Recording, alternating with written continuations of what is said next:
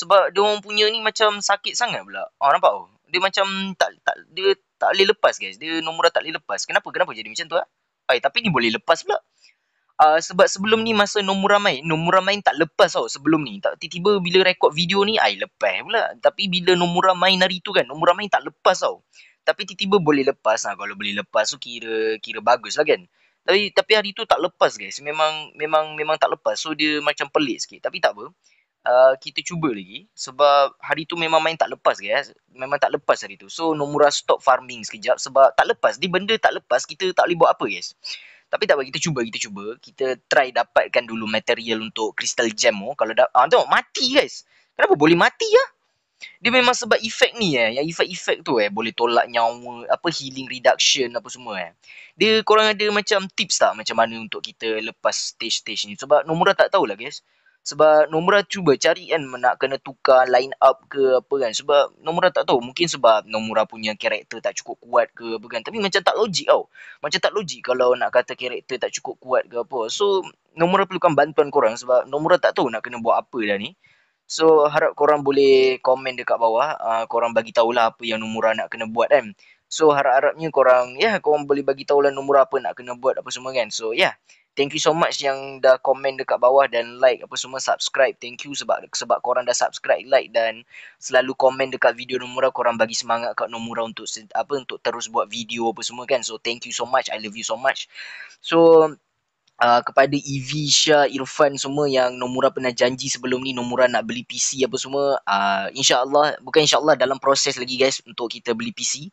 Rasanya tak sempat kot untuk beli PC tu tahun ni. Tengoklah macam mana. Kalau sempat tahun ni, sempat lah guys. Tapi kalau tak, mungkin awal tahun depan ke macam mana, tengok dulu guys sebab ada something sikit. So tapi tak apa, itu Nomura tak boleh cerita lah guys sebab personal sikit. So tapi tak apa, insyaAllah mungkin hujung tahun lah guys insyaAllah kalau tak ada apa-apa masalah, hujung tahun kita boleh beli PC. Kalau tak awal tahun depan ke bulan 3 lepas raya macam tu ke. Kita tengok dulu macam mana guys So itu sajalah kot untuk daripada untuk Moonlight Cookie kan. So Nomura just nak tahu macam mana nak lepas stage yang untuk kita dapatkan material dia ni.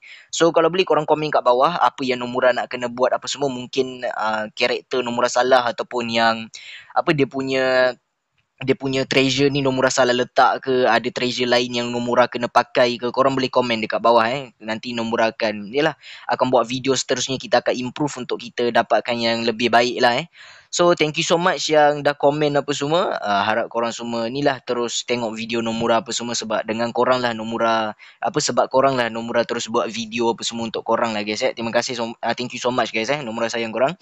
Semoga korang dimurahkan rezeki dan dipermudahkan segala urusan, okay? Semoga panjang umur semua So tower macam structure apa yang bagi crit rate lah, bagi tambah HP apa semua ni pun Nomura ada build juga kan, untuk upgrade kita ni lah, untuk bagi kita punya cookie semua makin kuat lah kan. So bagus benda ni, bagus structure ni. Sebab benda ni pun main peranan juga, dia bagi kita punya cookie makin kuat lah kan. So tu pun salah satu benda yang Nomura terkejut juga masa dapat macam mana baru tahu pasal structure ni semua. So untuk kita yang dah dekat nak main 2 minggu ke game ni, belum hari Rabu kita akan dah 2 minggu kita main game ni. So far so good. Untuk daripada segi story apa semua, Nomura baru sampai inilah chapter 11 lantai 6. Chapter 11 lantai 6 macam tak logik je. Yelah chapter 11 lantai 6 lah, contoh kita cakap macam chamber 11 floor 6 kan. So Nomura baru sampai sini, masih ada banyak lagi story kita, jauh lagi perjalanan kita, karakter kita pun tak kuat lagi kan, belum cukup fully utilize lagi.